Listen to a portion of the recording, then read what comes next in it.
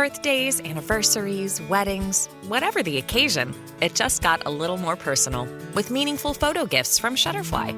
Add a silly photo to a gold-rimmed mug for your bestie. Put your sweet puppy on a cozy fleece blanket for your teen. Gift your husband a desktop plaque featuring all the kids. Enjoy 40% off orders over $29 with code POD40 at Shutterfly.com and make something that means something. Your neighborhood just got cooler with Kroger Delivery's refrigerated trucks. Simply order groceries at the same great prices online as in-store, and we'll bring them to you fresh every time. And if that wasn't cool enough, you can now earn 4 times the fuel points after 4 with your digital coupon. Choose a next-day Kroger Delivery time slot for 4 p.m. or later on Tuesdays, Wednesdays, and Thursdays. Must deliver by February 4th. Restrictions apply. See Kroger.com for details.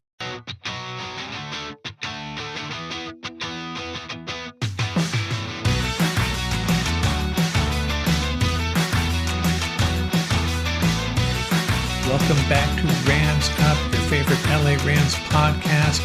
We are part of the Fans First Sports Network. You can follow us on our YouTube channel as well at LA Rams Up. I'm your host, Mark. I'll be joined occasionally by my football gurus, Paul and Ian. Let's get to it. Hey, what's going on, Ram fans? Got Paul Walia on board, and we're going to start talking about the draft a lot more. We already talked about tight ends, and today we're going to talk wide receivers in the NFL draft. How you been, Paul? Fantastic. Getting a chance to watch Senior Bowl and East-West Shrine practice and delve a little bit deeper into some of these wide receiver prospects. It's been a lot of fun. Yeah, and for those of you who maybe weren't around last year, this is an early look, and things will evolve. And I lean on Paul a lot for assessment of college players. Scott Richmond chimes in once in a while as well. But Paul does a great job of diving into all these players. And we also have likes to call us Puka power picks. You know, we got a steal with Puka Nacua, right? And every year there's guys like that. And we try to identify who they might be, guys that, hey, it's easy to talk about, you know, the top 10 guys, right? And the guys that are going to go in the first, second, third round. What about those guys that are flying under the radar a little bit? Well, after Paul gets through his spiel here, they won't be under the radar anymore. We're going to identify a bunch of them. You ready to go, Paul? Yeah, absolutely. Let's rock and roll. So the first thing I wanted to present here is, now these are, you know, you're going to get a bunch of different rankings, but randomly, these are more or less the top 10 guys. And we're not going to talk about all the top 10 guys, but I have highlighted there. For you on the podcast, I'll try to keep you up to speed with what we're talking about here. We're going to talk about those guys highlighted: Trey Harris, Jalen Royals. Actually, I think we added Jaden Higgins as well, didn't we? Xavier Williams, who I'm starting to think is one of your favorites, and Ty Felton. And then after that, we'll get to some other names that are starting to pop up on Paul's list. And we'll get to all them too. So these are the first 4 we're going to talk about: Xavier Williams, Trey Harris, Jalen Royals, and Ty Felton. And, you know, I was going to say, Paul, you know, we heard that Matthew Stafford's returning, and that doesn't necessarily is returning to the Rams, but it sure does sound like it. And I was starting to, you know, get fixated on the quarterbacks that might fall to the Rams. Maybe someone in the second round of the Rams. The Rams don't have a second round pick. Maybe they jump up and draft a Jackson Dart, or maybe one of the, you know, second or third round quarterbacks slips to them in the third round. But now that Stafford looks like he's coming back, I'm back on the wide receiver trail here. And I'm actually really eager to talk about some of these guys because, man, some of them would just be great fits for the Rams. And before we get started, these are the 4 wide receivers under contract for the Rams. Only 4: Puka Nacua, Cooper Kupp, Jordan Whittington, and Xavier Smith. And Puka on his rookie deal. He's solid. Cooper Kupp, I think a lot of people thinking maybe the Rams should renegotiate his contract. I've heard trade talk about him. I sure hope he comes back, whatever it takes. And then you got Jordan Whittington and Xavier Smith. What kind of role do you think that this is the year Xavier Smith's role gets elevated a little bit? I mean, we'll talk about the Rams free agent wide receivers in a second, but how do you feel about Xavier Smith's future with this offense? Yeah, I liked Xavier Smith. I thought, he should have seen the field more. I did, but the log jam at wide receiver, it was just sort of hard for him to get any playing time. He did have that one, that fair catch we all know about the playoff game. That was just in the snow. But, he's got to shake that off. And if the Rams still have confidence in him, he could make an impact. He has shown the ability that, he can take it to the house. He's a dynamic punt returner. He has shown on those shallow crosses and some of these routes that allow him to use his yak ability, that he has that breakaway potential. So it very possibly could be, if you take a look at this and the way this shakes out, if Cooper Kupp winds up not being on the roster next year, wide receiver just jumps to the top of the list. It becomes a major priority for the Rams. And the Rams have shown that they are not hesitant to play rookie wide receivers. They've shown that. So that's why we really, Ram Nation, when we were taking a look at some of these players, some of these, we'll highlight the ones that are, sort of Mark's favorites, my favorites, but we try to really see, like, from a realistic standpoint, what fits with the Rams personnel types, their philosophies, and what they've done in the past with their wide receivers.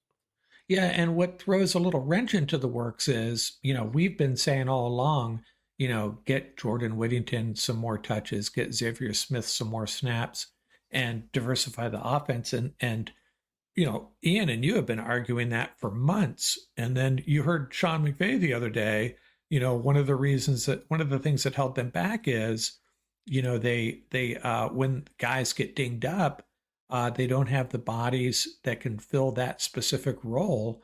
So he wants to diversify the offense, I think, to give the team more flexibility when guys do get dinged up.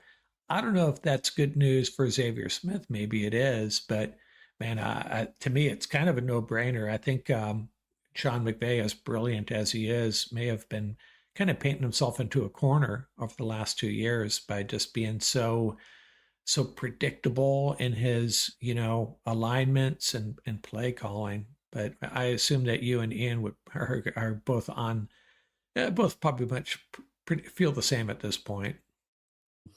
Yeah, so I mean, I think there's no question about it. Jay Witt's going to be the WR3 next year, right? If Cooper Kupp is not on this team, but not just by default, but he's just that talented. So he'll be the WR3. The question really revolves around, are they going to bring back Demarcus Robinson? That's going to be the issue.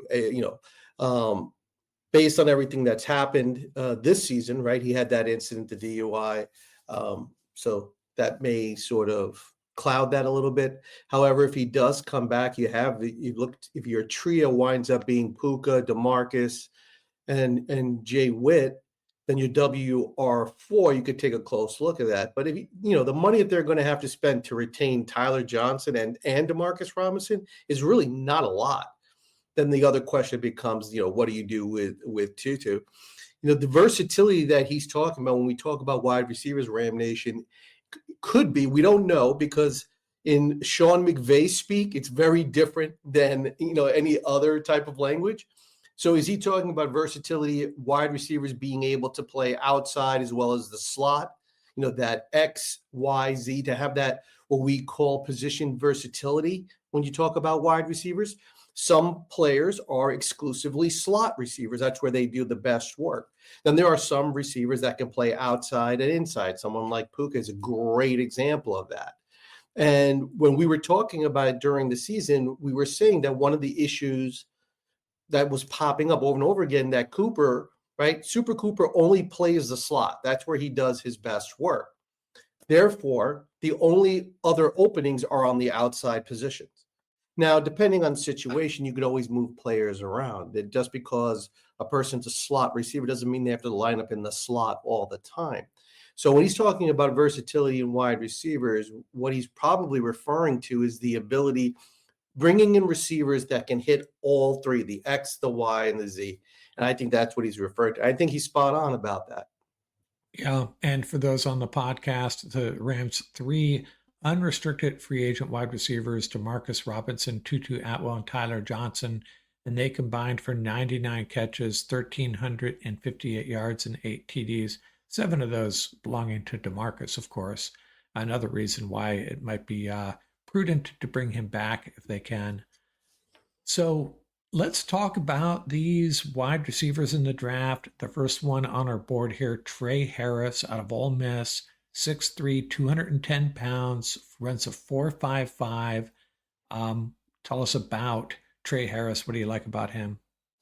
So Ram Nation, so the 6'3", 210 is the official from the weigh-in. So we know a lot of these players are at the Senior Bowl and at the East-West Shrine. So he also has a 77-inch wingspan, which is about average. Hand size was about average. He's from Lafayette, Louisiana. He was a high school quarterback. Why is that important? Why are we talking about his high school quarterback days? Who was his high school wide receiver? Malik Neighbors. So that's why we're talking about his high school days. So this guy's used to hanging out with stars. He went to Louisiana Tech as a wide receiver. He was a 2-star recruit for 2 seasons. Then he transferred to Ole Miss. In his sophomore season, he scored 10 touchdowns on 65 receptions. Transferred his junior year, 54 catches with 8 TDs. Senior year, 60 catches, 1,030 yards, 7 touchdowns with a healthy 17.2 yard average. So you see the level of consistency there. So what were the pros? When you look at Trey Harris, first of all, you got to take a look at the size. There are not too many players with his size that can get up and sky for the football. He excels. That's his reputation at a high pointing the football and catching the ball away from his body. Many of the scouts have already commented of that he is not a body catcher. He is a natural hands catcher. The minute you put that into print, you can watch a kid skyrocket in the rankings. And that's why Trey Harris has just skyrocketed in the rankings. So that's a huge, huge positive trait that NFL scouts look for. He is a monster in the red zone. He uses his size well, especially on those fades, those back shoulders. And one of my favorites, and which is why we're saying, when we talk about this Ram philosophy, he loves to block. He's publicly said it. I love to block. When the coaches talk about him, they say that he loves to block. The negatives are in the Ole Miss offense. It is a limited route tree, but you could pretty much say that for a lot of these wide receivers, Mark. I think they put that for pretty much all the wide receivers, right? Because when you have a player of this size at the college level, basically, what are you trying to do? You're trying to exploit him. He's almost like a power forward in basketball. Put it up there and let him go get it. Let him just bully everybody else. So at this point, he may rely too much on his size, but you do see that. And where does that show up, Mark? Well, that compromises when people are looking to see if you can separate.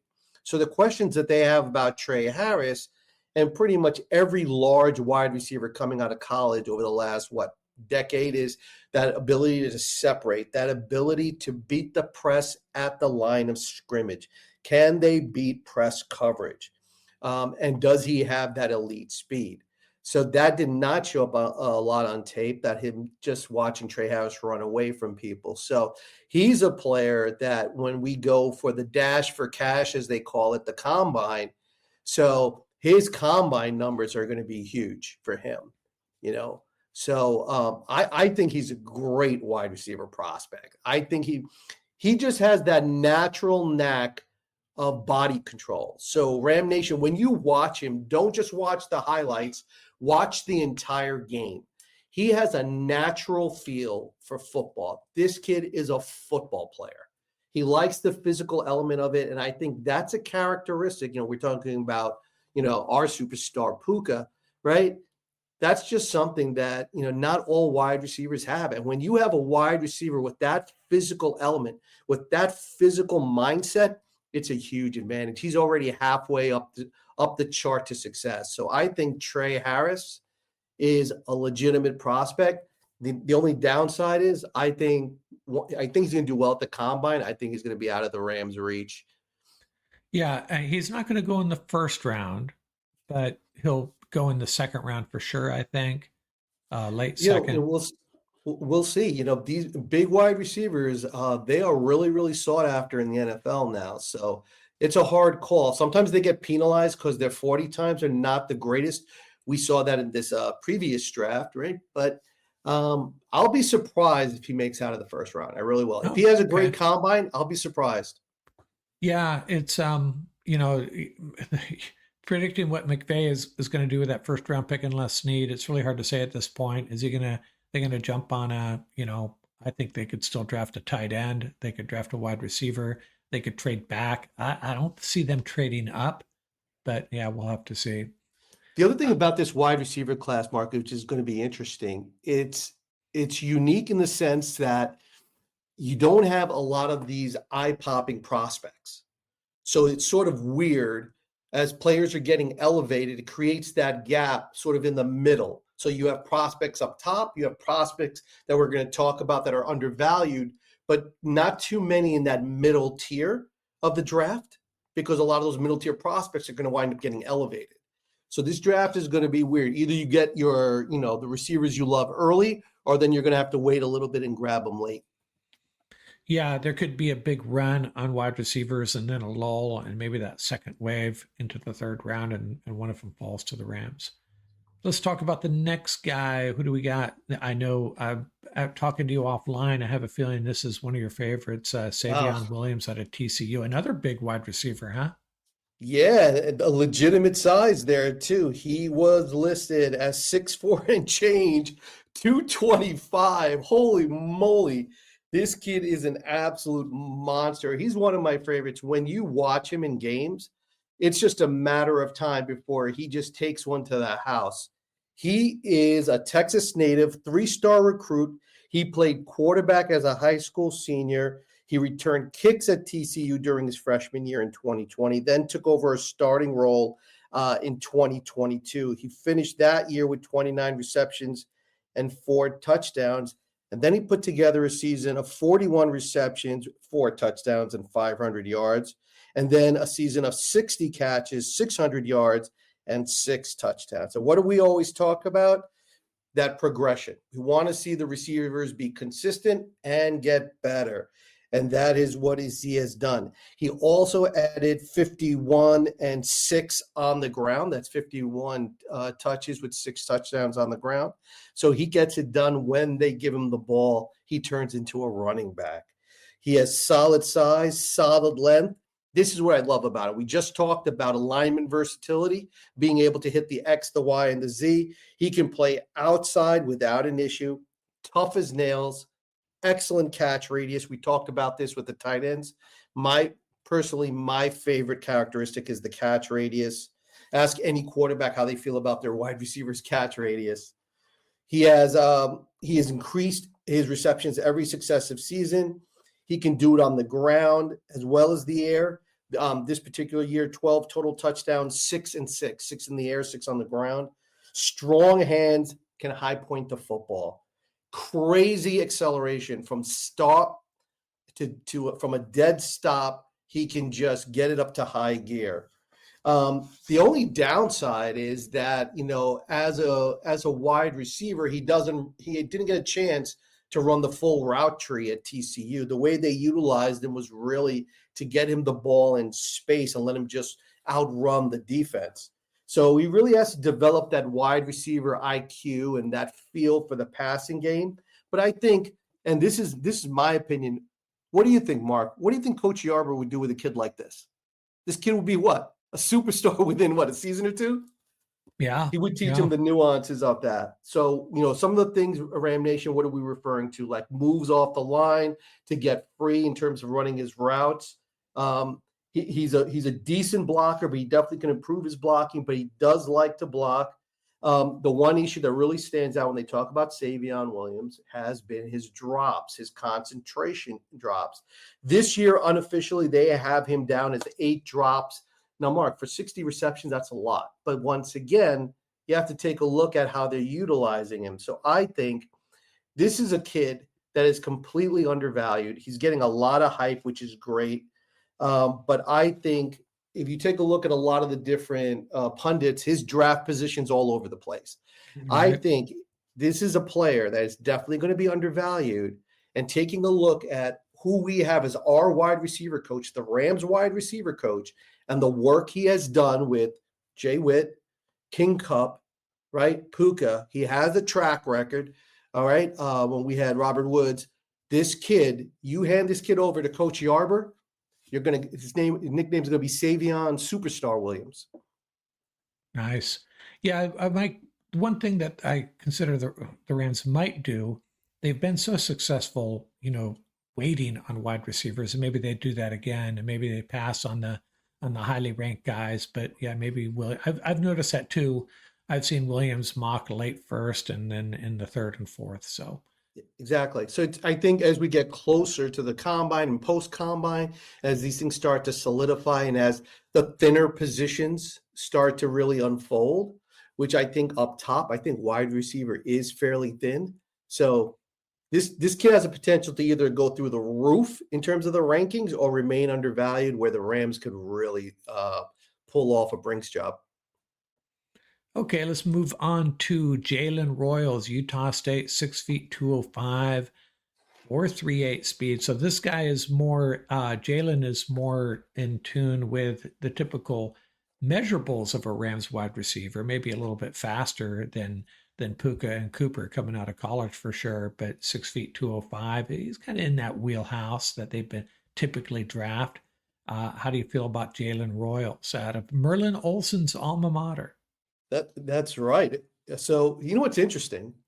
So this kid, he lettered in football, basketball, and track and field.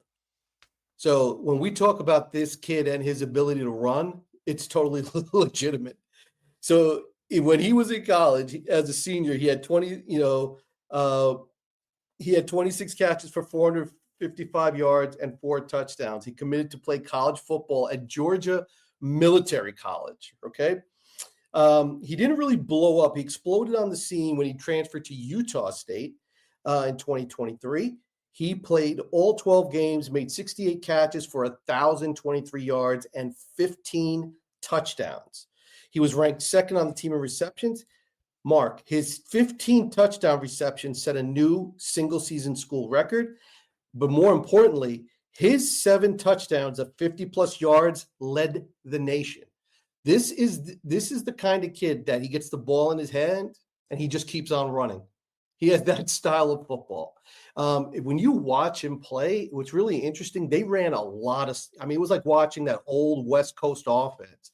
They would just run him on slants, and he just has this uncanny knack where he would just get that inside leverage and he would just show his numbers to the quarterback, right? And he would just catch this ball and it was off to the races. And it was done over and over and over again. The defense knew it was coming, but he just ran it with such perfection.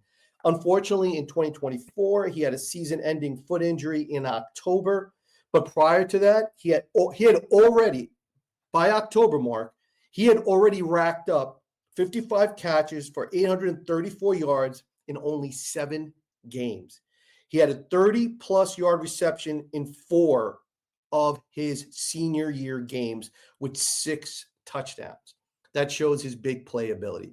Jalen Royals is legitimately a big play wide receiver. He's got a great build. Look at those dimensions. So he is officially listed at 5'11", 208. Mark, think about that. 5'11", 208. This kid is not only fast, right? He is put together. Like I said, he makes his living ripping the inside leverage on D-backs and then squaring up his body to the quarterback. He gives the quarterback a great target. Really has that. He has great football. Of any wide receiver in this class, he's number one when it comes to football IQ. No question about it. Just watch the way he runs routes. Watch the way he attacks the zone. He's a dynamic playmaker once the football in his hands. Rarely goes down on first contact. Who does that sound like? That's very Puka-esque. rarely goes down on first contact. So he is a quarterback's dream. He's reliable and he's quick. He loves those quick hitters. If anything, Utah State definitely fed him the football with those quick hitters. So some of these numbers might be bloated. That's been a big criticism of his. But I think from what I've seen, he has enough long speed to stress cornerbacks on those vertical routes. He's a great route runner from what I've seen. He's another player, like we said, doesn't have the full route tree. But, some of these basic routes that he's running it with such crispness and attention to detail. Coach Yarber, here's another project for you. So I think Jalen Royals would be tailor-made for the Rams. He can play outside. He can play in the slot. I know they're questioning his speed. I have no doubt in this kid's ability to run. Yeah, the time's there, 4.38. And, I think I've done 3 mock drafts, participated in at least 3, maybe 4, one with Scott. And in 2 of the ones that I did, 3rd round, Jalen Royals just falls on my lap there, and I've selected him both times. He's this is using the NFL mock draft database. So it's not, not great evidence, but suggests that he could be there in the 3rd round if the Rams want him. Tailor-made for the Rams, right? The one thing with him is going to be the medical, how the medicals come back, because his injury was to his foot. That always scares a lot of NFL scouts. So let's see how the medicals come back. If he gets the green bill of health, he is doing one of the showcases. So, let's see how it turns out for this kid. But I just love to watch this kid play football. All right, on to Ty Felton, Maryland, 6'2", 181. Sounds kind of lean and mean there, right? 4.61 40 time. Tell us about Ty Felton.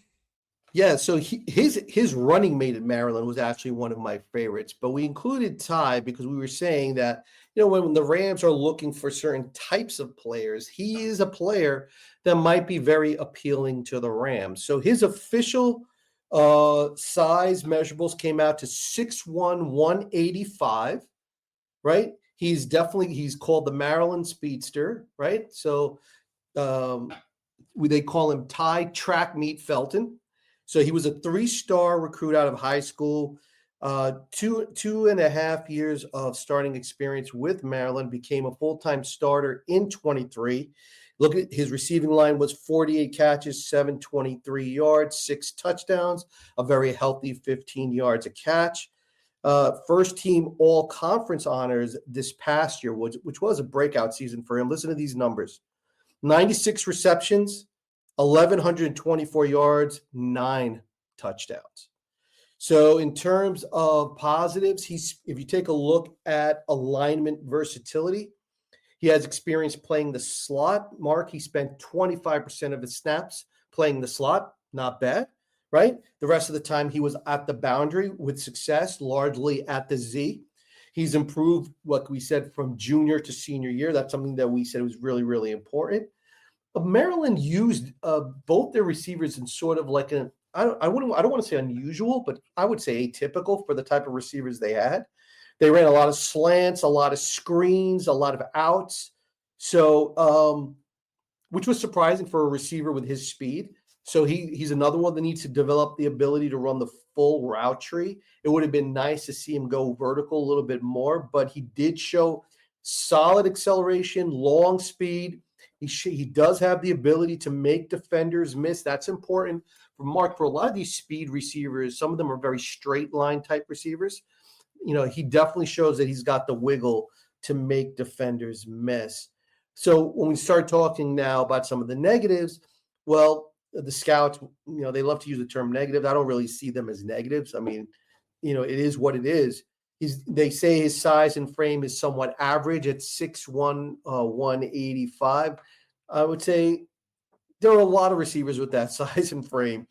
He needs to improve his toughness and yak ability. So that is something that is definitely was consistent. He went way down too easily on first contact. So if he wants to, that's something the Rams are probably going to look at.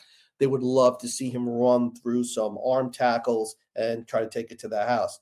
He had 8 drops this year, and he needs to improve that. And he definitely needs to escape the type press coverage at the line. That was something that he struggled with. So there are definitely some areas that need to be improved, but when you're looking at, like I said, a wide receiver crop that is sort of light up top, he is one of the, first, if you want to say, turn and burn guys that comes up, and that's Ty Felton. Okay, yeah, well, I think we have his teammate up here coming up soon, if I'm not mistaken. Yeah. So I put this together based on the research that I had and the data I've been showing on the screen here. Just try to kind of tail the tape of the 4 guys we talked about. And I gave the size, speed trophy to Williams, Jalen Royals, the best hands, Felton with the best yards after carry. And you feel free to disagree with me, Paul. I just put this together based on what I was reading. Versatility, Williams and Royals. Athleticism, Williams. Blocking, Harris came out on top. And then intangibles, Royals and Felton. And take that for what it's worth. We'll, based on the, I pull information from various draft sites, watch a little bit of film, but we'll take Paul's word over mine on any of these assessments. This is, remember, we're just getting started on this. And by the way, in case any of you missed it, we already did tight end, so go check out that video. And I don't know what we're going to do next. I'll let Paul decide which position group we want to talk about next. But we'll be doing, one every couple of weeks leading up to the draft.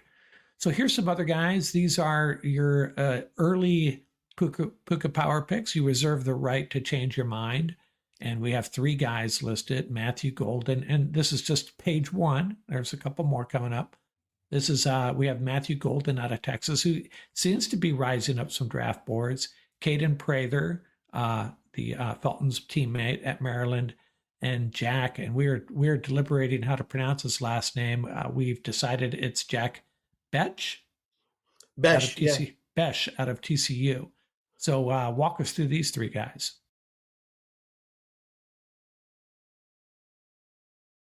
Yeah, so these 3 guys are definitely not going to be coming off the list. They are definitely Puka Power picks. So I'm loving these 3 guys. So not in any particular order. Just to before we go through them, just a reminder: the Puka Power picks, a lot of them, early on, we identify them as players that show things like, for example, the ability to play well in the clutch, toughness, things of that nature, intangibles that they bring to the team. That's what we prioritize. And unfortunately, what happens many, many times is that the other criteria that I always like to say is, like Mark pointed out earlier in the segment, is that we're not just looking for the guys where it's obvious, like a top 5 pick, right? We're looking at guys that weren't getting talked about earlier in the season, but now, based on their play, they might get super elevated, like Matthew Golden, right? So let's talk a little bit about 3. Since we just talked about University of Maryland, shout out to the Terrapins, right? Let's talk about the running mate, Ty Felton's running mate, Caden Prather. So he is one of my favorites. I love this kid's potential. Official listing on him, Mark, this is official, 6'3", 210. You got to love that size. So he attended Northwest High School in Maryland, out in Germantown. He had 844 receiving yards as a junior. He was rated as a 4-star recruit. He committed to play college football for West Virginia. And, he went to West Virginia and then transferred to Maryland.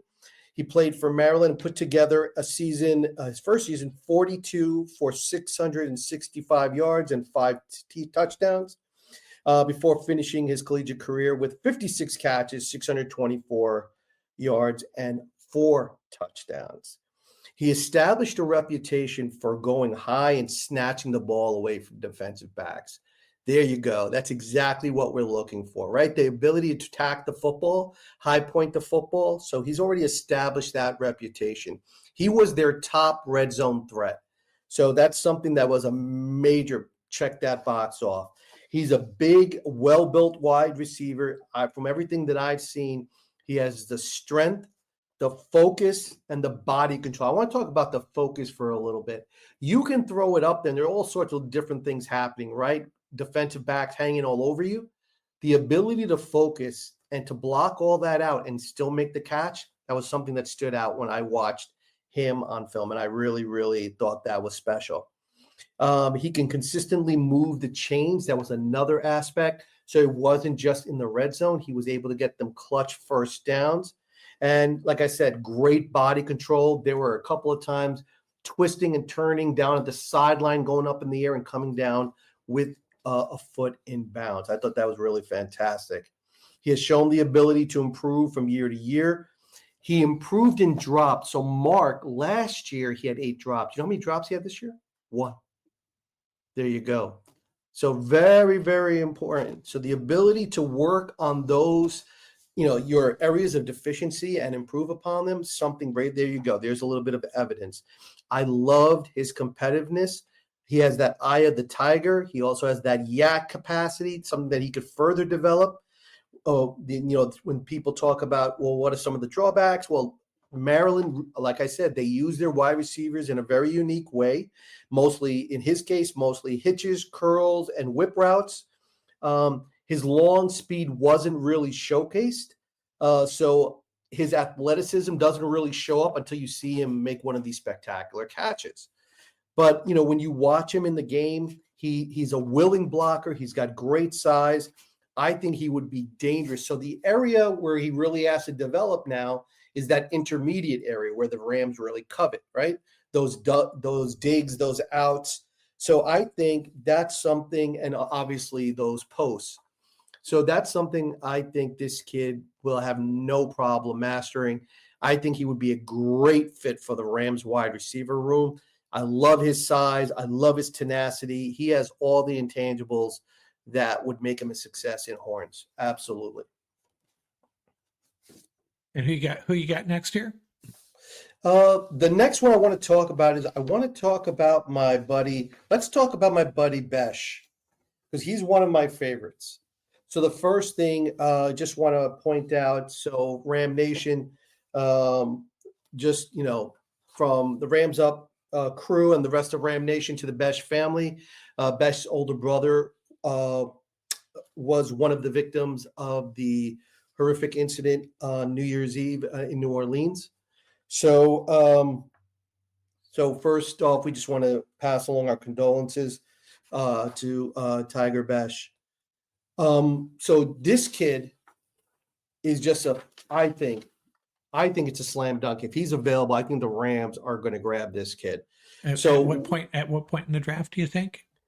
So it's tough to say. So when you take a look at his background, so he started out at LSU as a tight end.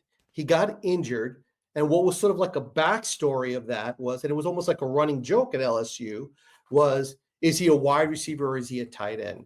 So some people say he transferred because he wanted to get a chance to play wide receiver. Some people say it was because of the injury. It's all urban legend at this point. So, he transferred to TCU. If you look at his size, he weighs in. He is legitimately at 215. So he's definitely. I don't think he's over the top at being a wide receiver at 215. He's slightly under 6'2". He came in at 6'1" and 5/8. So, I could see him going. I could honestly, depending on how he tests out at the combine and everything that he's shown thus far, and we'll talk about his positives. Mark, I wouldn't be surprised if somebody takes him in the 3rd or 4th round. Not at all. Especially if he puts up a ridiculous 40 number. So let's talk about him for a little bit. So he's a great prospect. He is a Louisiana native. He played both wide receiver and tight end. He won state titles in his junior and senior year because he also played basketball, right? And he also won a state championship as a junior. He was a first-team all-state selection in both his junior and senior years. Pretty impressive, Mark, right?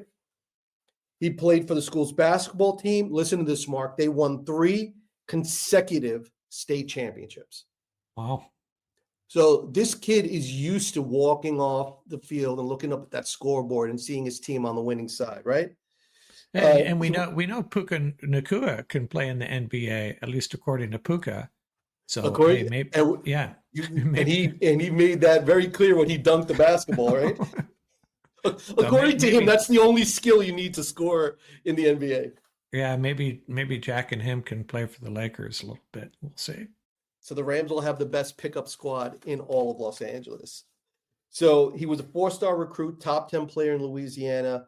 He received offers from LSU, Mississippi State, Notre Dame, Texas, TCU, Vandy. Like I said, he started out with LSU before transferring over to TCU. He's a hybrid type player.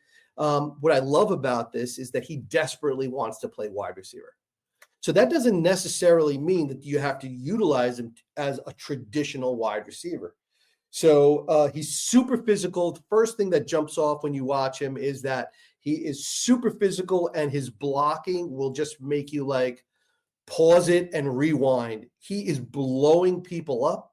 He loves to do where he is motioned into the line. He loves to go downfield and block. Like I said, super physical.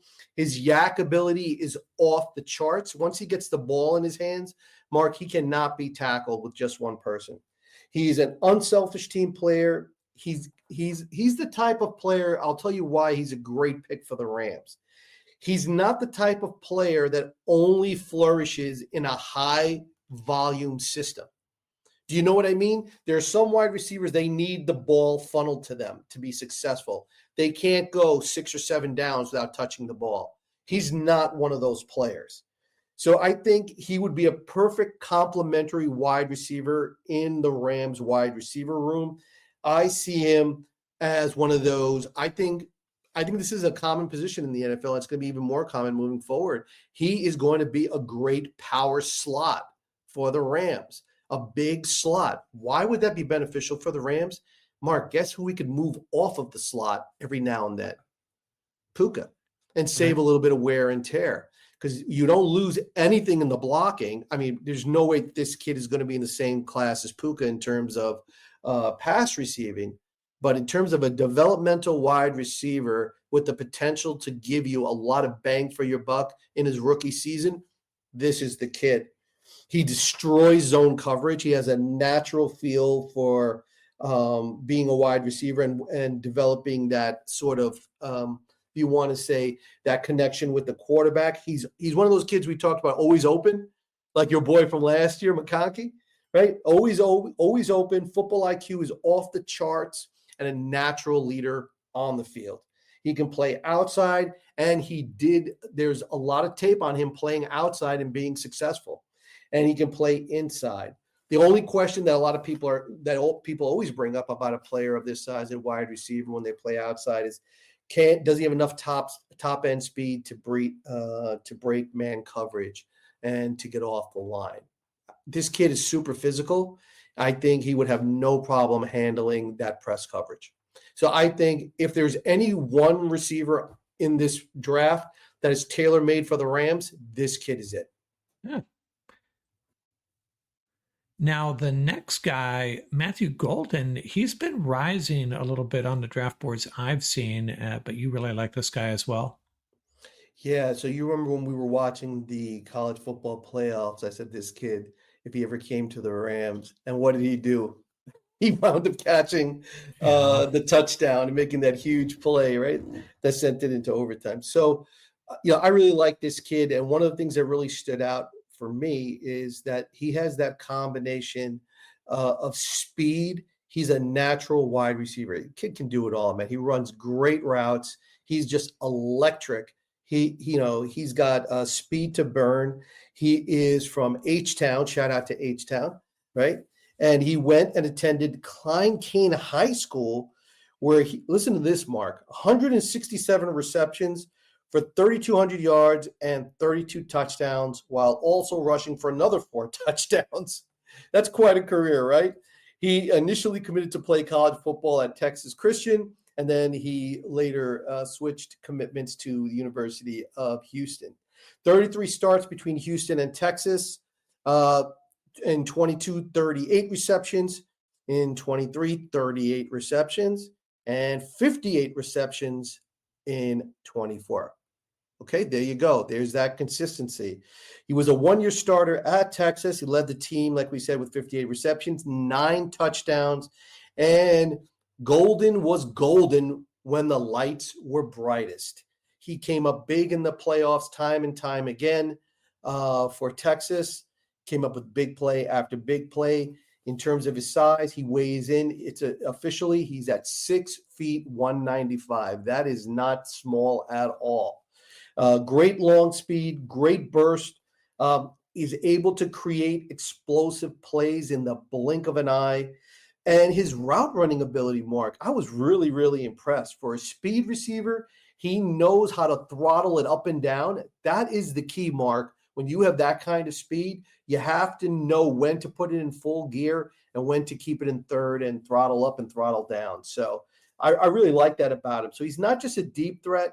He's solid wide receiver in all areas of the field. He knows how to move the chains.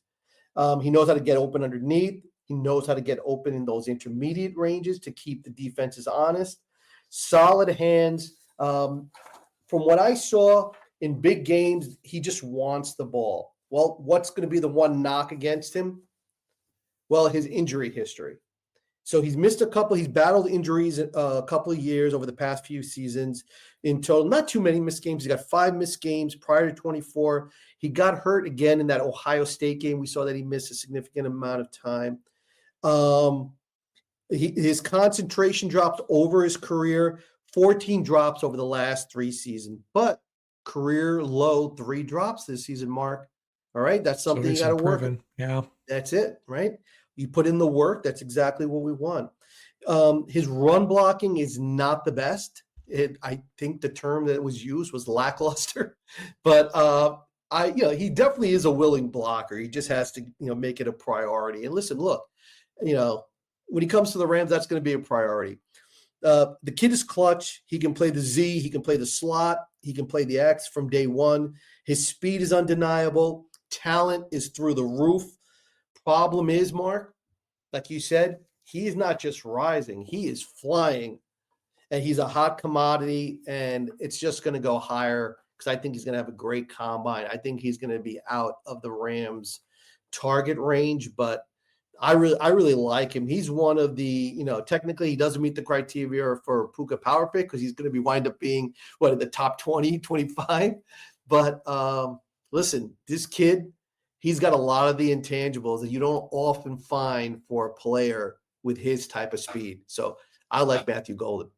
Yeah, and we put this together originally a couple of weeks ago. It might have even been longer than that. We've kind of been working on this. And at the time, Matthew Golden probably qualified as a Puka power pick. And, that's the problem with identifying these so-called sleepers is when they start to show they're not sleepers anymore. It kind of makes you look smart, but at the same time, you're like, dang it, we're not going to be able to draft them now. So double-edged sword, I guess.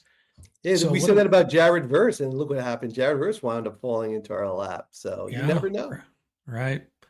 And what else do we got? You have 3 other guys that you wanted to talk about. Pat Bryant out of Illinois, Jaden Higgins out of Iowa State, and Ja'Cory Brooks out of Louisville. So, Mark, I'm not a big comp guy. I don't like to make comps. I like to, give wide receivers their due. I mean, all players, right? I like to give them their due, let them carve out their own niche. But Pat Bryant is one of my favorites. Ram Nation, watch this kid play a game, man. And you're going to be like, all right, I see where he was going with this one. So he went to Atlantic Coast High School in Jacksonville, Florida. During his high school career, 128 receptions, 2,261 receiving yards, 23 touchdowns. He committed to the University of Illinois in Champaign to play college football. As a true freshman in Illinois in 2021, 6 receptions for 98 yards. As a sophomore, he started 11 of 12 games, 34 receptions. As a junior, 43 receptions and 7 touchdowns. And then he returned to Illinois, became the number 1 receiver senior year, 2024. Why do I love this? For those of you, the Illini fans out there, you saw the season video, the team video. It started with the coach talking about this kid. He was named the team captain, Mark. There you go. 54 receptions, 984 yards, 10 touchdowns. Talk about a positive progression. There you go. He is a physical and tough receiver. He can dominate from the slot. He has more than enough athleticism to win on the outside. This kid loves to block. When they interviewed him, that's the first thing he said. I love to block. He has that high football IQ. He knows how to move the chains. He was the go-to guy to get those clutch first downs. And he gained a reputation for red zone big plays and getting those clutch touchdowns for his team. He does his best work when the ball is in the air. When you watch him, when the ball is in the air, he's already going up to attack the football. And once he gets it in his hands, this is what I love about him. He heads north and south, man. There's no joking around. He wants to take it to the house. He wants to rack up as many yards as humanly possible. Once again, like many of the receivers we talked about, what's his 40 time going to be? Can he beat the press coverage? To me, I don't see any issue with that whatsoever. He doesn't have the eye-popping numbers or measurables, but this kid is just, to me, I love his combination of size and athleticism. He's a football player. He's a football player that you want in your locker room. And I think that when it comes to these various scouting reports, that's how I would summarize this kid in one sentence. He's a football player that you want in your locker room. And I know I don't like comps, but I'm going to use this one. Mark, think a taller Robert Woods. That's what this kid is. That's what I see when I watch it play. I was just watching it. I was like, wow, this is who he reminds me of. So he has a lot of those characteristics. I think he'd be another one. He's definitely undervalued. I've been watching him and his rankings and the reports on him, and they've held fairly steady. So let's see how it plays out. This might be a kid that will wind up on the Rams' radar because I think he's going to wind up being definitely undervalued. Yeah, I'd be there in the mid rounds. And one concern with the Rams is they don't have a 5th round pick, and that's right in their wheelhouse every year, right? They do their best work. I know. So I wouldn't be surprised if this is the year. It's for another discussion, but I wouldn't be surprised if the Rams traded out of the 1st round, picked up a 2nd and a 5th or something. But we'll figure that out another day. So then you have Jaden Higgins from Ohio State, the Cyclones. 6'4", 210, and this was a late ad. You asked me to throw him into the mix just today. So tell us about Jaden Higgins.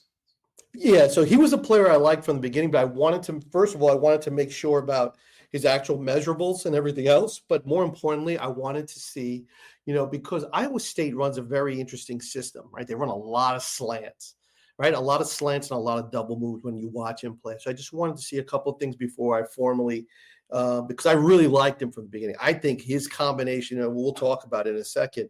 So officially, Mark, 6'3", 217. Let me say that again. Officially, 6'3", 217. There's some big receivers in this draft, huh? Yeah, right? So that's, and there are. So there are, listen, there are a lot of big receivers in college football. The question always comes up, can they run? Can they do all the different things? The thing about wide receivers is, if you want to really break it down, wide receivers are the ultimate multitaskers. If you look on the football field, right, next to quarterback, wide receivers are probably the ultimate multitaskers if you think about what they have to do. So he was a 2-sport athlete, basketball and football. Oh, by the way, Mark, 80-inch wingspan. Let me just say that again. 80-inch wingspan. Wow. Right? That's impressive.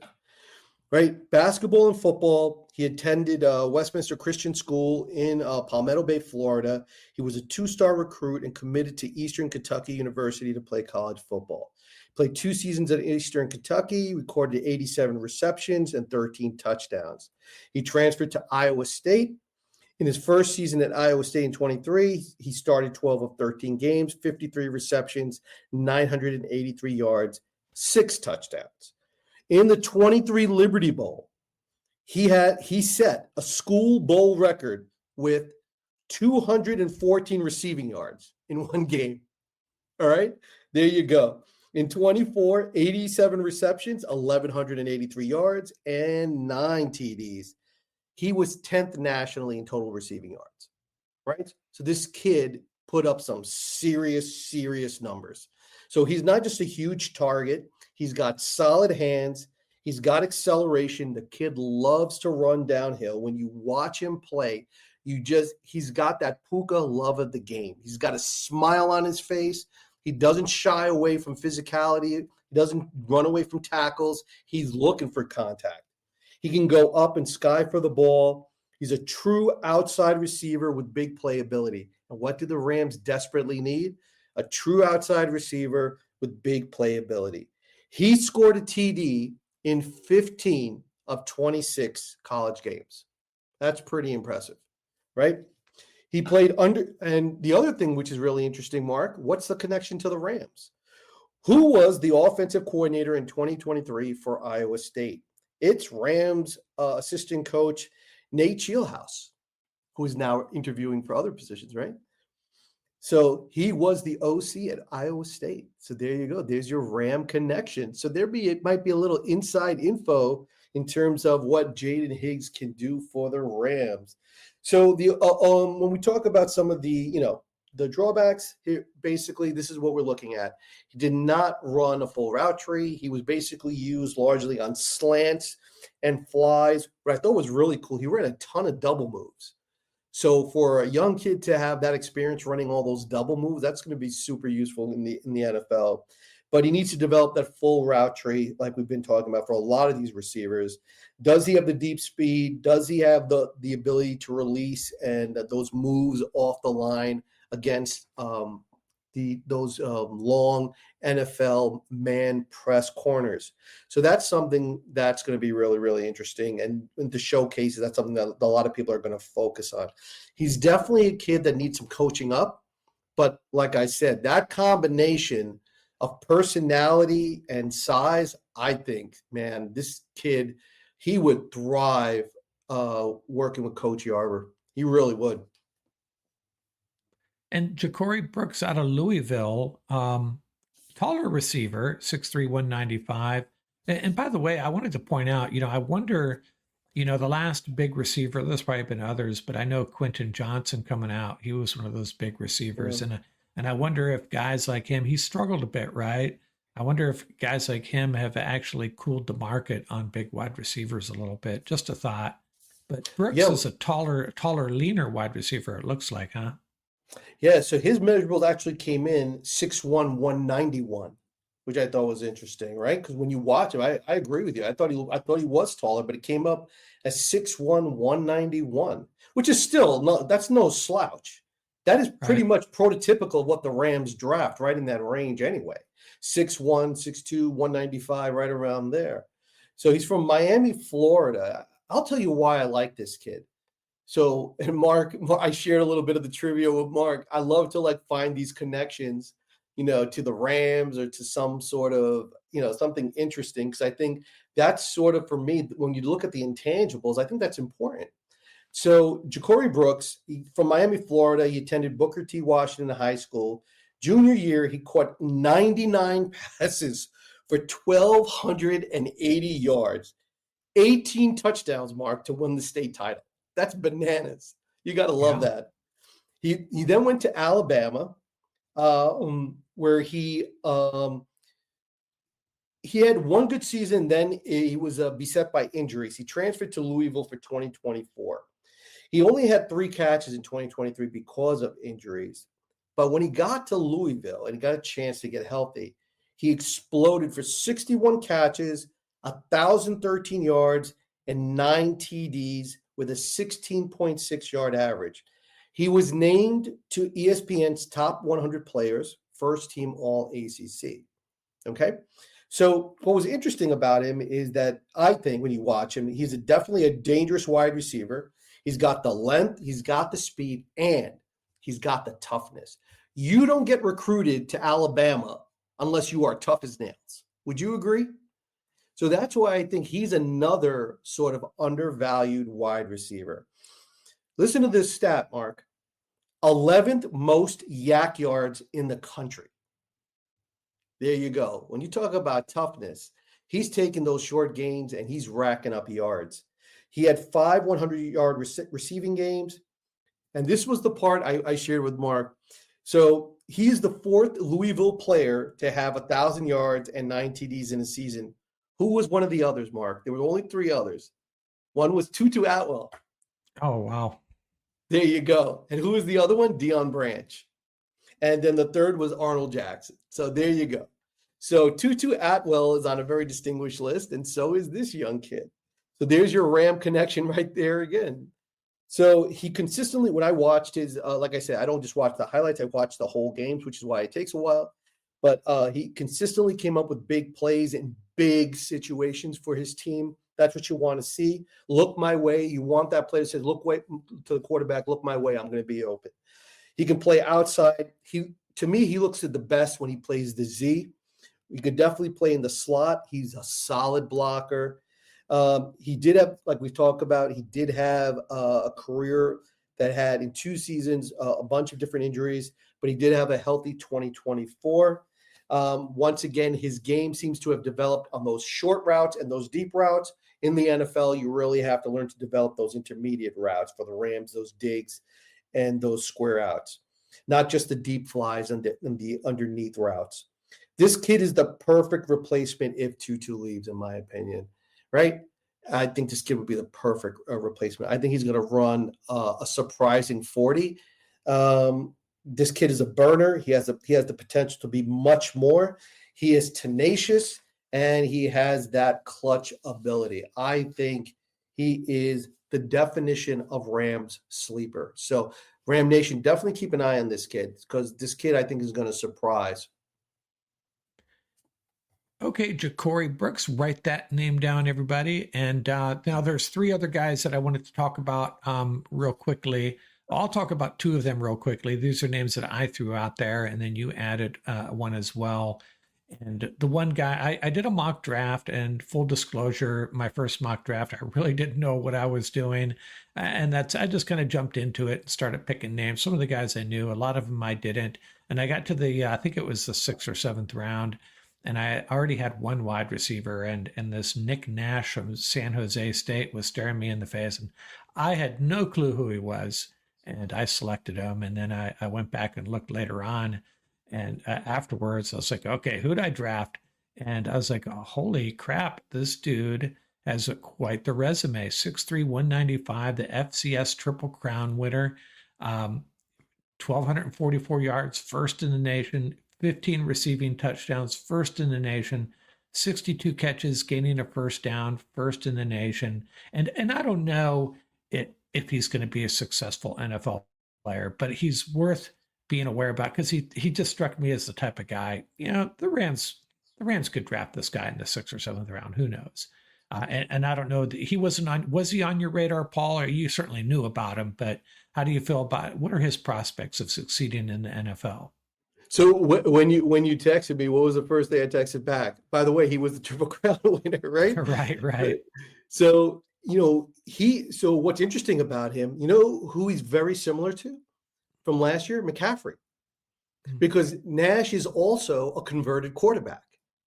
So this is only technically his first full, or technically his second full season playing wide receiver. Isn't that incredible? So look at the progress he's made. Yeah, that's one of the reviews I read. It said his trajectory is just incredible, from being basically a high school quarterback to all of a sudden being the Triple Crown winner.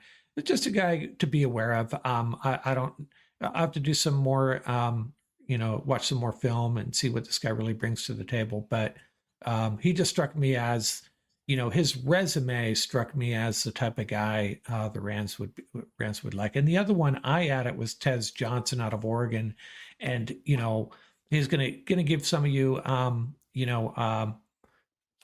some of you Ram fans maybe minor nightmares back to the year the Rams drafted Tutu Atwell, because Tez Johnson comes in at 5'10", 165, and I added him because my special assistant was messaging me that this Tez Johnson is tearing it up at Senior Bowl practices. And, the Rams love guys that stand out at the Senior Bowl, but I don't know if they're going to do if they're going to draft another 165-pound wide receiver. I suspect you agree, Paul. So I had to break the news to Mark. So his official measurables were 5'9", 156. He came in wow. 1 pound heavier than Tutu. He was officially the 4th lightest prospect in the history of the Senior Bowl, Tez Johnson. However, like I was telling my colleague Mark, that his story is actually a great story. So I think it's worth going over. So I gave him the nickname the Tasmanian Devil, right? I just think it's natural. I mean, come on. If you're gonna play for the Rams, you got to take one of my nicknames. That's the bottom line, right? So, like for Nick Nash, I already got Nick Nashty, right? That's an easy one. So, Tez Johnson, he was coached by Bo Nix's dad. That was his football coach. So that's the really interesting part of it, and it gets even better. The kid is from Alabama. Tez lost his dad when he was very, very young, when he was an infant. And Bo Nix's parents, yes, Bo Nix, the quarterback, took him in at age 15. So he was a 3-star recruit. He went to play for Troy, and then he transferred to Oregon because he wanted to play with his brother. So right there, listen, let's throw the weight out the window. What a great story, man. What an absolute great story. He played with his brother, Bo Nix, and he was the team's leading receiver, 86 receptions and 10 touchdowns, set single-season Ducks receiving record. Okay? The kid got it done. Right? What a great story. It just keeps getting better and better. In 2024, 83 receptions and 10 touchdowns. He's a super quick wide receiver who plays largely out of the slot or in motion. He plays in that Oregon offense, right? He ran mostly short, quick routes where he's used his speed and agility to beat defenders. He was super productive, and he also returned kicks. All right, so when we talk about some of the negatives, what are we going to say? Size, small catch radius, absolutely. Did not break a ton of tackles while he was at Oregon. However, he was super productive. So, and, he's showing again at the Senior Bowl, and obviously it is just the Senior Bowl. It's just the workouts, not the actual game, and it's not, what we would call an NFL game. However, he is showing that he's got the competitive spirit and the fire to be successful. Now, I love this kid's story. Will he wind up being with the Rams? Who knows? He's got a lot of obstacles to overcome. We saw everything Tutu went through, but he just got a great story, and I just thought I wanted to share that with Ram Nation because I think his story just speaks to why we watch sports for players like this, man. They just overcome so much. And if you're a Ram fan, you got to pay attention to the guys that are kicking butt at the Senior Bowl, guys like Braden Fisk, right? Ram Nation, if you watch the Senior Bowl, you're guaranteed to find at least 3 of the players that the Rams are going to draft. Right. Okay, and the guy that you threw on here at last minute, how do you pronounce his first name? Is it Antoine Wells? And I was going by Antoine Wells, and his nickname is Juice.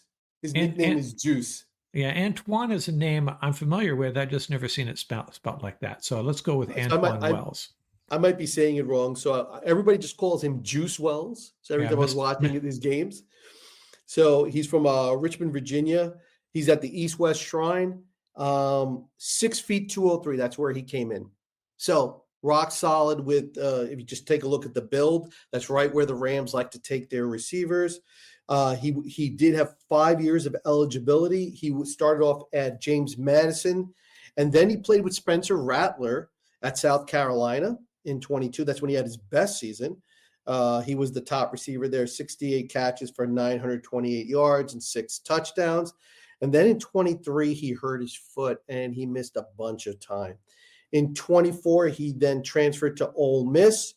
13 games with Ole Miss, 28, 553, 6 touchdowns. But remember, once again, he's playing opposite Trey Harris. So you don't want to just focus on those numbers. But, Ole Miss, why I like watching him play at Ole Miss versus the South Carolina and his earlier games, Ole Miss used him in a way that what we've been talking about.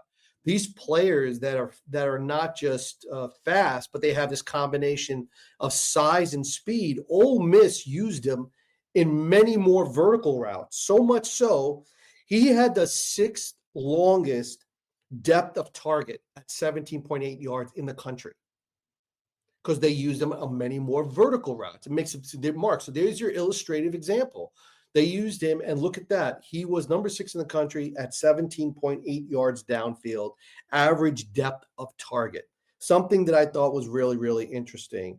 He's a highly competitive player. When people talk about him, coaches, everyone else, that's the first thing they talk about. He is a highly competitive player who is a yak machine. That is how they describe him. So if you describe him that way, you are automatically on my list, because that's exactly what I love. He is a clutch performer.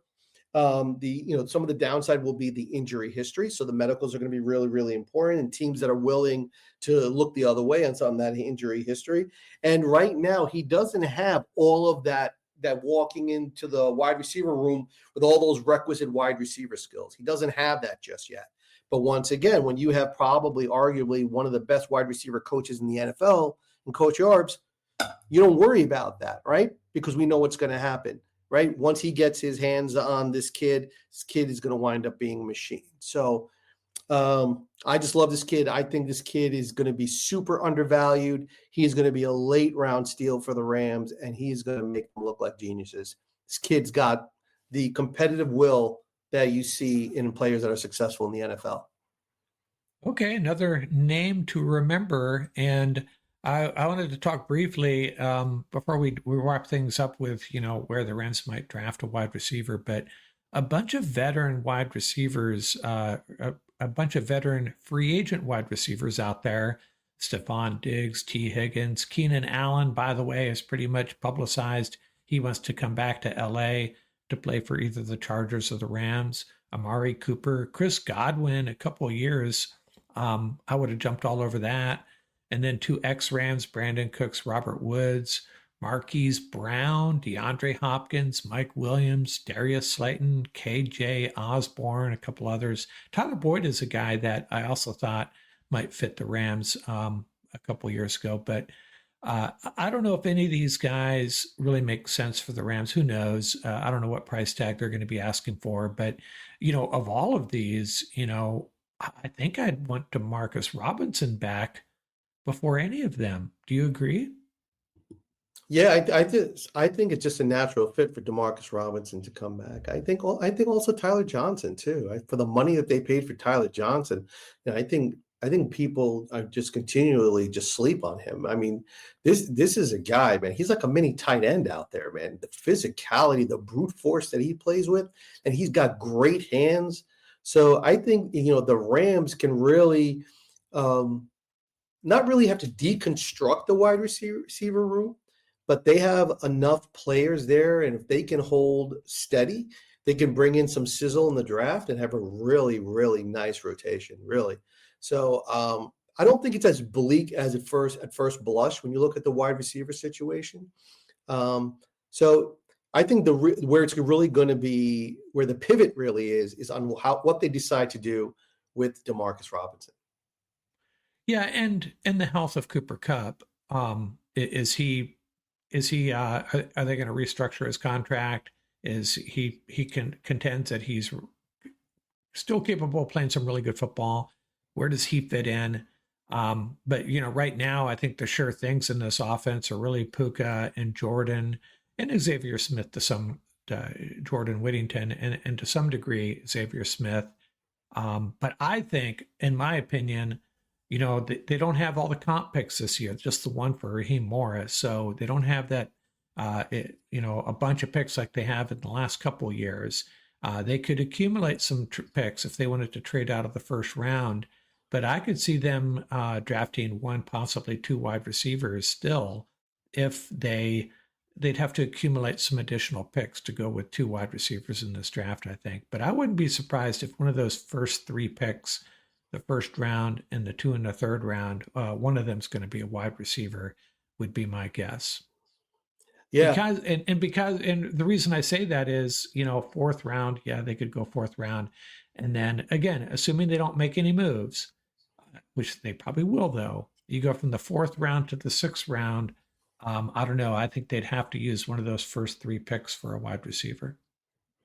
And It's still early in free agency also. You still have a Yeah. ton of time in free agency. You still have a ton of time for the post cuts that are really, really, I always think are really, really interesting.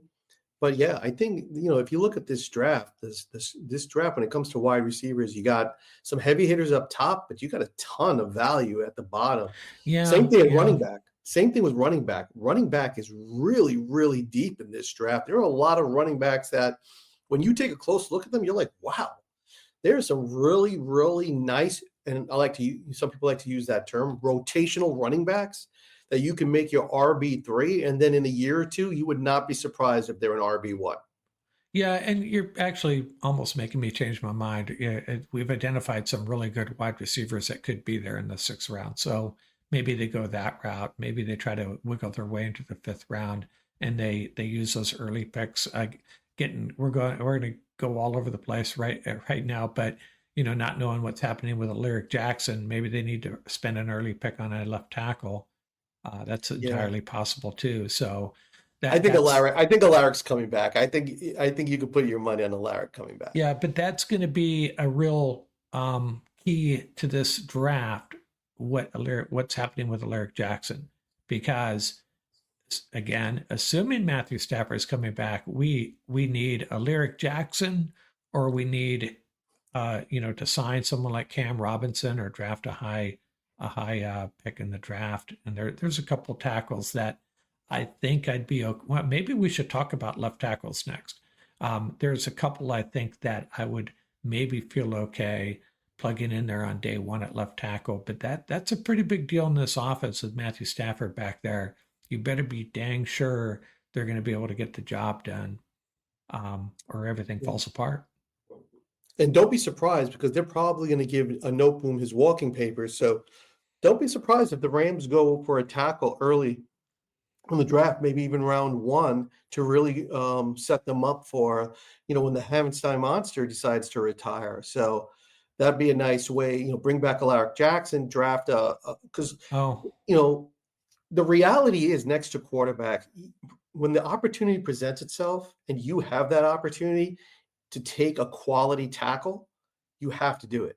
That's not something, because it doesn't come along all the time. So you're saying sign Alaric and draft a tackle in potentially the 1st round as well.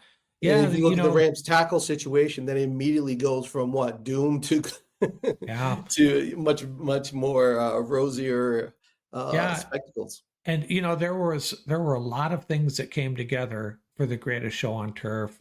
Bringing over Marshall Faulk, drafting Torrey Holt, signing Adam Timmerman from the Packers, if I remember correctly. Huge signing. But Orlando Pace, first pick in the draft, right? And that, I don't know what year that was, but he was he was just a stud, right? And, it was a rock. Yeah.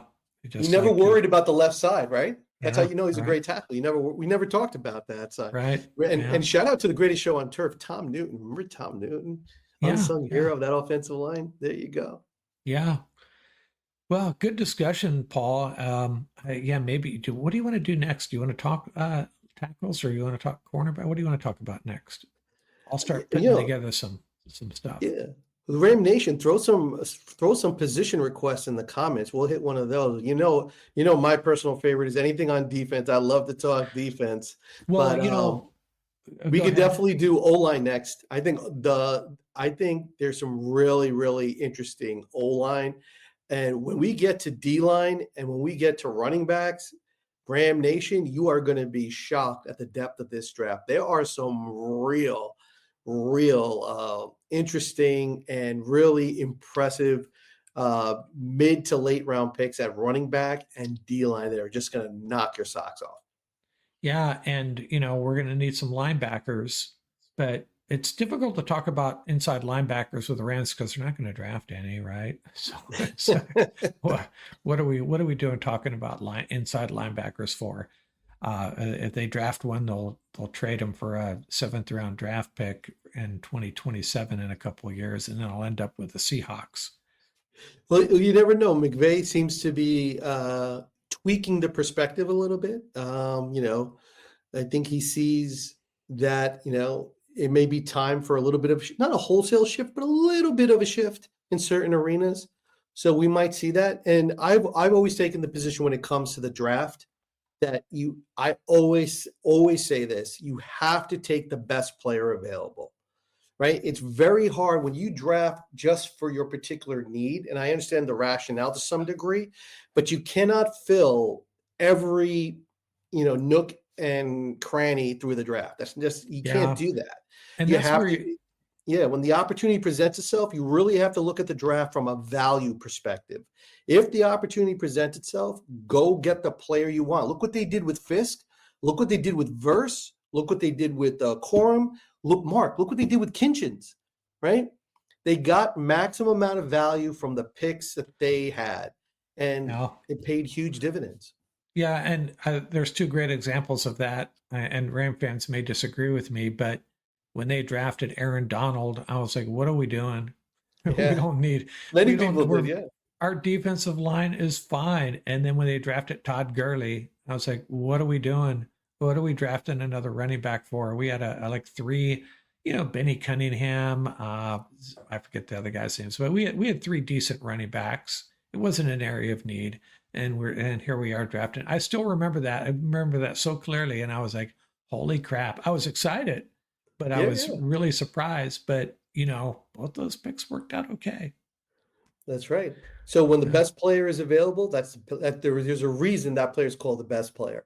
So you have to sort of maximize your roster, not just so much in filling a need, but making sure your roster is better than everybody else's. That's the bottom line. Yeah. Okay, Paul, I got to get out of here. Thanks a lot. And I don't know if we decided, we'll talk about offensive line or linebackers. We'll decide. Maybe offensive line would probably make sense. Not as exciting as some of the other positions, but there could be some guys in the first round that the Rams could be looking at. But all right. They're always fun to talk about the big nasties. Yeah. Okay, man. Thanks a lot. And out here, we'll do it again. Probably be a week or two, but we'll be back at it with our draft position previews. Got tight ends in the book, wide receivers in the book. We'll stick to offense and go with the offensive line, especially the tackle position. Okay, Paul. Thanks a lot, man. I appreciate it. Ramley forever. All right.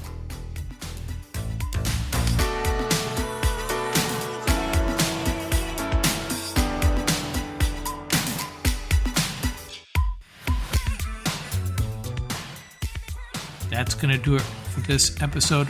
Remember, you can reach us at ramsuppodcast@gmail.com. And don't forget about our YouTube channel. Our handle is at laramsup.com. Till next time, keep the horns up, stay safe, and have fun out there.